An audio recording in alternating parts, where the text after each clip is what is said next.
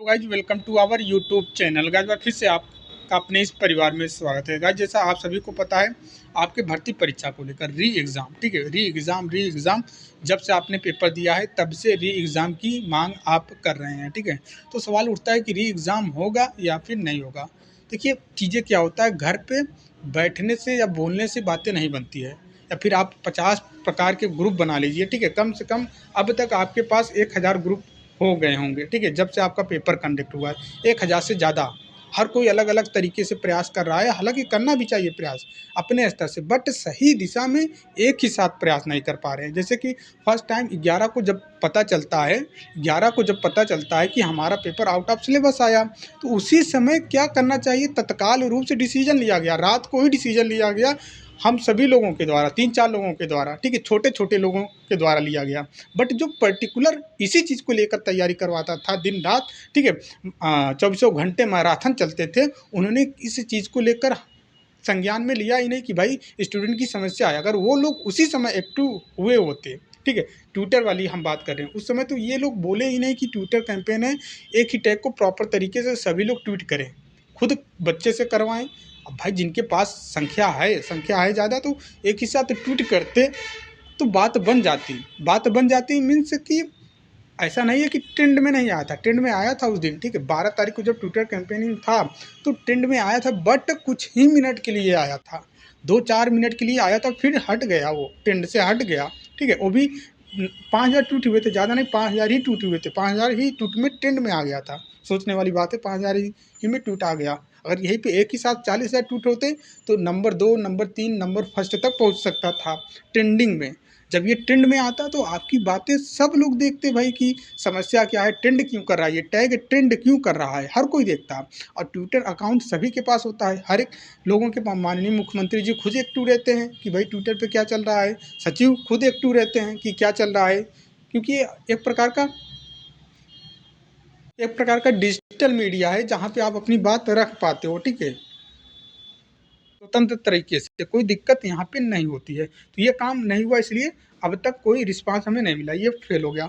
उसके बाद फिर से सभी लोगों ने, पहली बात तो स्टार्टिंग में ही सब ने आंसर की, ठीक है, सबसे सटीक सबसे तेज आंसर की, पूरे पेपर का आंसर की, ठीक है, कटाप ये सब चीज़ें बताने लगे।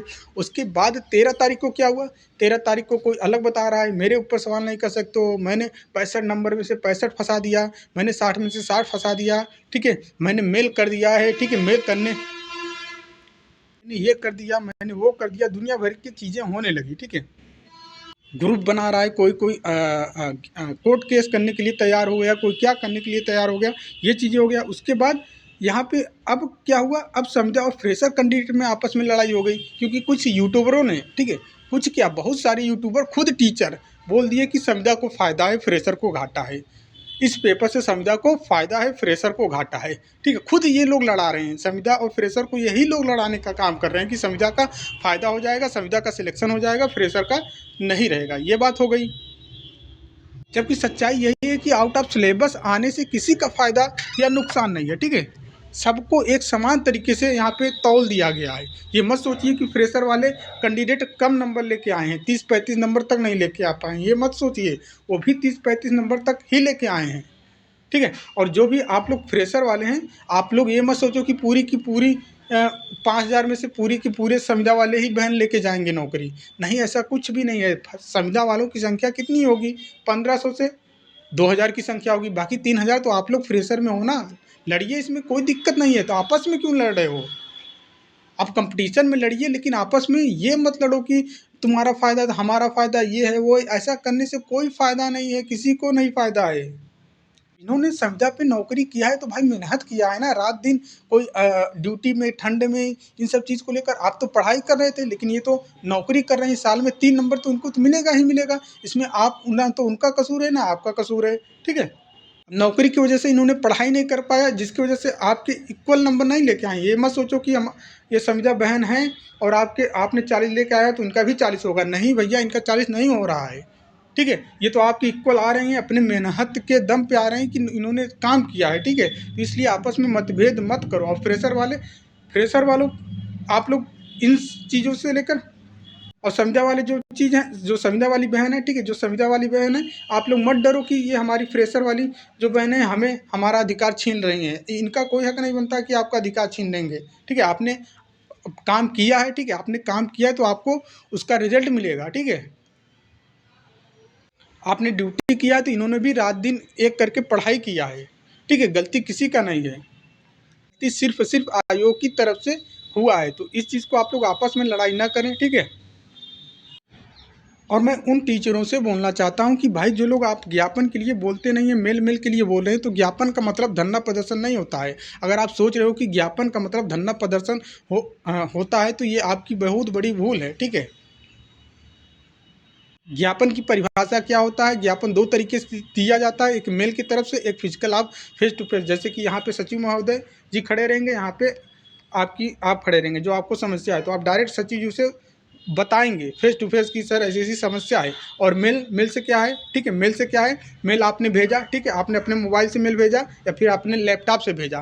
कहाँ पे भेजा, ठीक है, आयोग में भेजा, आयोग के सिस्टम में भेजा, ठीक है। लैपटॉप मोबाइल जो भी होगा वहाँ पे भी होगा जिससे वो प्राप्त करेंगे। कौन प्राप्त किया? खुद सचिव जी नहीं प्राप्त करेंगे।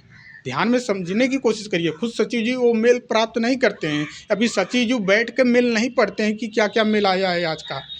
क्या करते हैं, सचिव के जो भी वहाँ पे रहते हैं मेल के लिए अलग से रखे जाते हैं, प्राइवेट हो या फिर संविदा पे हो, जो हमें नहीं पता है, ठीक है। लेकिन रहते हैं 10-5 हज़ार नौकरी, 20,000 25,000 जो भी मिलता है उनको, वो लोग रहते हैं, ठीक है। तो वो लोग देखते हैं या फिर नहीं देखते हैं इसका कोई मतलब ही नहीं है। आयोग की तरफ से जो मेल ID है या फिर जो नंबर है आप उस पर लगाइए, कॉल रिसीव हो जाए या फिर रिप्लाई आ जाए तो मुझे बता देना कि इस पर बहुत ही एक्टिव लोग रहते हैं, तुरंत रिप्लाई आता है, तुरंत कॉल आता है, ठीक है। तो ये वाला कार्यक्रम तो बिल्कुल फेल नहीं है। ज्ञापन का मतलब होता है कि आप फिजिकली रूप से जहाँ पे हैं, ठीक है, जिस जगह पे हैं अपने, मैं एक ही दिन नहीं बोल रहा हूँ कि एक ही दिन सब, जैसे कि आज पेपर हुए, कितने दिन हो गए सर? पेपर हुए आज 3 दिन हो गए, ठीक है। आपने क्या काम किया 3 दिनों में? कहाँ पे गए, कहाँ पे नहीं गए, फिजिकल रूप से गए, कहीं पे नहीं गए। अगर आपने 11 तारीख को पहले ही दिन 12 तारीख को अगर आपने 10-15 संख्या में चले जाते, सचिव जी को ज्ञापन दे के चले जाते, फिर उसी कुछ 10-15 लोग यहाँ चले जाते, CM जी को ज्ञापन दे के चले जाते, उसी में से कुछ लोग PMO ऑफिस चले जाते, फिर 12 तारीख को उसी प्रकार आप लोग करते, फिर से 10-15-20 लोग चले जाते कहाँ पे, ज्ञापन देने, लखनऊ के ही लोग आसपास इर्द गिर्द, या फिर बारी बारी से, ठीक है। जैसे कि आज इस जिला वाले जा रहे हैं, कल उस जिला वाले जाए, आज इस टीचर के स्टूडेंट जा रहे हैं, कल उस टीचर के स्टूडेंट जाए। इस प्रकार से कंटिन्यू लगातार ज्ञापन देने से बात बनती है भैया। तो ज्ञापन का मतलब ये होता है घर पे बैठ के खुद मोबाइल पे जीमेल ID भेजना, ऑनलाइन कंप्लेन दर्ज करना, ये चीज़ नहीं होता है। जिस तरीके से प्रयास हुआ अभी 12 तारीख को, अब बताइए 12 तारीख के जो लोग गए थे ज्ञापन दे के आए हैं आयोग में, ठीक है। 13 तारीख की डेट में गए थे, 12 को नहीं, 12 को कोई नहीं गया, 12 को तो बस ऐसे हल्ला ही होता रहा कि ये होगा वो हो गया। 13 तारीख को जो लोग भी गए थे ज्ञापन दे के आए हैं। सोचिए तब आयोग को पता चलता है कि हाँ आपका आउट ऑफ सिलेबस प्रश्न आया है फिजिकल रूप से, और वहीं पे वो मेल करते तो क्या तब तक वो बात पहुंच पाती? नहीं पहुंच पाती। इसलिए हम बोलते हैं कि भाई फिजिकली रूप से आप ये काम करने का प्रयास करें। ज्ञापन बहुत तेज और फास्ट तरीका है, अपने इमोशनल के साथ साथ हर एक चीज़ वहाँ पे बयां कर पाते हैं जो पत्रों में नहीं होता। आपने संचार पढ़ाया होगा ना, कम्युनिकेशन पढ़ाया होगा, टीचर हो आप, आपको भी इतना समझ में आना चाहिए, ठीक है। क्या समझ में आना चाहिए भैया कि लिखित वाली और वाक्य वाली जो मौखिक रूप से चीज़ें बताई जाती है उसमें बहुत अंतर होता है भैया। एनम में है, संचार कम्युनिकेशन है, बताया जाता है, ठीक है, पढ़ाया जाता है। ये भी तो आपको समझना चाहिए। जो आप मौखिक ओरल तरीके से बता रहे हो वो आपके चेहरे के इंप्रेशन, आपके इमोशन के साथ वर्ड बाहर आते हैं, लगता है कि सच में आपको दिक्कत है। हमें क्या करना है, रिक्वेस्ट करना है, पैरों पे गिर जाना है, पैर पकड़ लेना है, ठीक है, ये चीज़ करना है। वो फिजिकली रूप से कर सकते हो, किसी लेटर के माध्यम से, मेल के ID के भेजने से ये चीज़ नहीं होता। ये खुद समझने की कोशिश करिए आप लोग, ठीक है। अब 16 तारीख को है ज्ञापन वाला कार्यक्रम। ज्ञापन में कितनी संख्या, ज़्यादा भीड़ की जरूरत नहीं होती है। ज्ञापन में ज़्यादा से ज़्यादा 25 से लोग, 30 लोग, 40 लोग ही इतना लिमिट है। ज़्यादा आएंगे तो फिर आपको बोल दिया जाएगा कि आप यहाँ पे भीड़ इकट्ठा हटाने की कोशिश करेंगे, क्योंकि आयोग में इतनी जगह वैसे ही नहीं रहती है। आयोग में भारी पड़े रहते हैं गाड़ियाँ, पूरा जगह ही नहीं रहता है, ठीक है। इधर सटा हुआ रोड के जस्ट एकदम सटे हुए बिल्डिंग है, तो वहाँ पे आप इकट्ठा होगे तो क्या होगा, रोड जाम हो जाएंगी। तो ये सारी दिक्कतें होती हैं, इसलिए ज़्यादा ज़रूरत नहीं रहती है, 20 से 25 लोगों की ज़रूरत होती है ज्ञापन देने वाला कार्यक्रम। अब मैं बोला हूँ कि सभी लोग लखनऊ पहुँचने का काम करें, क्यों? क्योंकि अगर जैसे कि 100-150 लोग पहुँच रहे हैं तो आधे लोग चले जाइए कहाँ पे, ज्ञापन देने आयोग में, आधे लोग चले जाइए जनता दरबार मुख्यमंत्री जी के पास ज्ञापन देने। तो 3-4 जगह पे आप जाके ये चीज़ कर सकते हो। कुछ लोग चले जाएं स्वास्थ्य मंत्री जी को ज्ञापन देने। इसलिए मैंने बोला कि सभी को इस मुद्दे पे बात करना चाहिए, इस डेट को बताना चाहिए कि भाई आप लोग आओ, ज्ञापन देने का काम करिए, ठीक है। कुछ लोग जाएं स्वास्थ्य मंत्री विजय पाठक को, उप मुख्यमंत्री केशव प्रसाद जी को, और उन्हीं के पार्टी को दो ना। आप बोलते हो कि विपक्ष को मत दो, ठीक है। विपक्ष का वैसे आपको परिभाषा पता ही नहीं कि विपक्ष का काम क्या होता है। जब आपको ये तक नहीं पता है तो फिर क्या ही हम बताएं। विपक्ष का काम क्या है? मुद्दे को उठाना, जनहित मुद्दे को उठाना। कि आपको आपत्ति है कि विपक्ष के आप नहीं जा सकते तो आप उन्हीं सत्ता पक्ष के पास जाइए ना, स्वास्थ्य मंत्री जी के पास जाइए। हमारे खुद इतने अच्छे स्वास्थ्य मंत्री जी हैं, माननीय मुख्यमंत्री जी हैं, जो लोगों के दयालु हैं भैया, लोगों की समस्या सुनते ही तुरंत काम करने लगते हैं। तो पहले तो बात तो पहुंचाइए, बात तो पहुंचा ही नहीं रहे हैं आप। बात पहुंचाने की कोशिश करिए। देखिए आज ही की डेट में बहुत सारी बहनों ने, देखिए अब उनको पता है कि हमको करने से ही काम होगा, बहुत सारी बहनों ने पीएमओ में आज की ही डेट में पहुंच गई। पीएमओ ऑफिस में जाने के बाद ही पता चलता है कि अच्छा ठीक है, बात करते हैं क्या क्या समस्या। नहीं तो लोग कर रहे हैं, फिजिकली रूप से कर रहे हैं, जा के कर रहे हैं। किसी टीचर के भरोसे मत रहिए, ठीक है। बड़े बड़े टीचरों का काम यही है कि पढ़ाना, ठीक है, और बाकी आपको गाइड करना। वो इतना कर दिए बहुत है, बाकी आपको ही करना पड़ेगा। वो आपको रास्ता बता सकते हैं। आयोग की तरफ से गलती हुई है ये तो सभी को पता है, ठीक है। आयोग की तरफ से गलती हुई ये तो सभी को पता है। बस आयोग को बताइए, ठीक है, माननीय मुख्यमंत्री जी को बताइए कि गलतियां हुई है, हमारे साथ धोखा हुआ है, छल हुआ है, ठीक है। ये चीज़ बताने की कोशिश करिए सभी लोग। तो कल के डेट में ज्ञापन वाला कार्यक्रम है, ठीक है। कल के डेट में ज्ञापन वाला कार्यक्रम है, तो ज्ञापन देने आप लोग पहुँचे। कहाँ पे पहुँचेंगे? कुछ लोग पहुँच जाइए आप, संख्या अब अपनी अपनी टीम आप लोग तो होगा, ग्रुप ऑलरेडी होगा, मैं बता रहा हूँ, ठीक है। कुछ लोग पहुँच जाना मुख्यमंत्री जी के पास जनता दरबार में, कुछ लोग पहुँच जाना आयोग में, ठीक है, ज्ञापन दे देना। और कुछ लोग जो भी और भी लोग बच जाते हैं, कहाँ पे पहुँच जाएंगे सर? ब्रिजेश पाठक सर के पास पहुँच जाइएगा, स्वास्थ्य मंत्री जी के पास। और उसके बाद कुछ लोग और भी बच जाते हैं, कहाँ पे पहुँच जाइएगा? उप मुख्यमंत्री केशव प्रसाद जी के आवास पे पहुँच जाना। सभी लोग जनता दरबार लगाते हैं, सभी लोग सुनते हैं आपकी समस्या की, इसीलिए तो वो लोग जनता दरबार लगाते हैं ना। इतना अच्छा सिस्टम है उत्तर प्रदेश में, फिर भी आप अपनी बात अभी ज्ञापन के मेल के चक्कर में पड़े हो कि मेल भेजो, मेल भेजो, मेल भेजो मोबाइल से। भाई मेल भेजना, जब जनता दरबार खुद लोग लगा रहे हैं, सुन रहे हैं, तो जाके वहाँ पे बताइए ना। हम नहीं बोल रहे हैं कि भीड़ लेके जाओ, हम बोल रहे हैं कि 10 लोग 15 लोग लेके निकलिए। 3 दिन हो गए आपके भर्ती का पेपर कंडक्ट हुए। 3 दिनों में कितने लोग गए हैं, कहाँ गए हैं? किसी को भी नहीं पता कि कितने लोग कहाँ गए हैं। बस पोस्ट डालने पे, स्टेटस लगाने से, वीडियो शेयर करने से, वीडियो बनाने से ये चीज़ें नहीं होती भैया। जैसे देखिए ये लोग, बहन लोग देखिए कितना अच्छा प्रयास कर रही हैं, तुरंत पीएमओ ऑफिस में आज की डेट में चली गई। अब बताइए, अगर यहीं पे किसी ऐसे इंसान तक बात हम पहुंचा रहे हैं जो, देखिए इन्होंने क्या बोला, जब ये पीएमओ ऑफिस में गई हैं तो इनको बोला गया कि ठीक है आप सचिव जी का नंबर ला के दीजिए, तुरंत ऑन द स्पॉट हम आपके सामने कॉल करते हैं कि भाई इनका री एग्ज़ाम करवाने की कोशिश करो, गलती कहाँ हुई उस गलती को देखिए और इन पर विचार करिए। अब सचिव जी का नंबर तो ना तो हमारे पास है ना इनके पास है, किसके पास है? तो इन्होंने बोल दिया कि ठीक है हम सचिव जी का नंबर ढूंढ कर जैसे भी होगा उनसे बात करके, कहाँ पे मिस्टेक हुआ क्या नहीं हुआ है इसकी बात हम वहाँ, आपकी जो समस्या है इसकी, इस समस्या को वहाँ तक हम पहुँचाकर फिर आपको हम बताते हैं। आपका नंबर, आप अपना मोबाइल नंबर दे दीजिए, व्हाट्सएप पे आपको चला जाएगा कि हमने आपकी बात कहाँ तक पहुँचाई, कहाँ तक नहीं। तो ये फिजिकली रूप से प्रयास होता है भाई। अब वहीं पे नंबर कांटेक्ट में होता है सचिव जी के, कोई भी ऐसे आदमी को हम संपर्क में जाते तो हमें कांटेक्ट मिल जाता कि हाँ ये सचिव जी का नंबर है, ठीक है। जब भी ज़रूरत पड़े तो बात करते तो डायरेक्ट सचिव जी का नंबर देते इनको, तो समय ऑन द स्पॉट वहीं इन्होंने, ठीक है, तुरंत कॉल करके बताते कि ये समस्या है, ऐसी ऐसी बात है, ठीक है। कहने का मतलब ये है कि गाइज आप लोग देखिए, घर से निकलिए, ठीक है, घर से निकलिए, जिसको लगता है कि हमारी मदद कर सकते हैं उनके पास जाइए, ठीक है। किसी के चक्करों में ना पड़े कि कोर्ट होगा क्या नहीं होगा। अभी तत्काल ज़रूरत है आपकी समस्या पहुँचाने की ऊपर अधिकारियों तक, तो ये पहुँचाने का काम आप लोग खुद ही कर सकते हैं कि कल के डेट में पहुँचिए। लखनऊ के आसपास के लोग जरूर पहुँचें, ज्ञापन देने वाला कार्यक्रम करें, ठीक है। ज्ञापन 3 जगहों पे मैंने बताया, 3 जगहों पे देना है। कहाँ पे देना है? मुख्यमंत्री, ठीक है, जनता दरबार में ज्ञापन देना है। उसके बाद और लेटर भी मैंने भेज दिया है आप लोगों को अच्छे तरीके से, वो लेटर लेके आना है। और क्या आपका यहाँ पे आयोग में ज्ञापन देना है, ठीक है। आयोग में ज्ञापन देने के बाद स्वास्थ्य मंत्री, उप मुख्यमंत्री, इनको भी ज्ञापन देने का काम किया जाएगा कल के डेट में। संख्या बल की यहाँ पे ज्ञापन में संख्या बल की ज़रूरत नहीं होती है। मैं बार बार बोला हूँ, ज्ञापन में संख्या बल की ज़रूरत नहीं होती। हाँ, बट इतना संख्या होना चाहिए कि हाँ लगे कि बच्चे प्रभावित हैं। 20 से 25 से 30 लोग, 40 लोगों की संख्या तो होनी ही चाहिए, ठीक है। 50 के अंदर तो संख्या इतना तो होना ही चाहिए, ठीक है।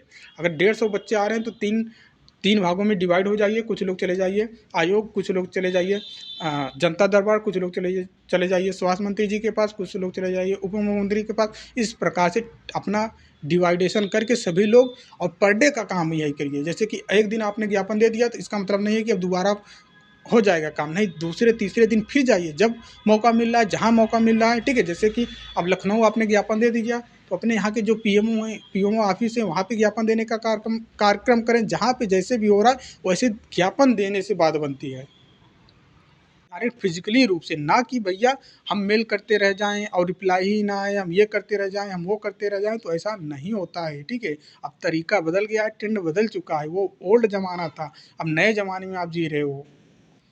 सभी लोग कल के डेट में शांतिपूर्वक ज्ञापन देने का कार्यक्रम करेंगे, ठीक है। बाकी मीठी बोली और बड़ी बड़ी बातें करने वाले बहुत लोग हैं, ठीक है।